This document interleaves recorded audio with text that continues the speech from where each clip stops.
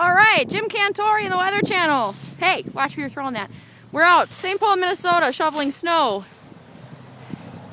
There goes a plow. You can't really see. Thanks for blowing that on me. There's kind of an idea of how deep the drifts are out in the driveway. Look at your car.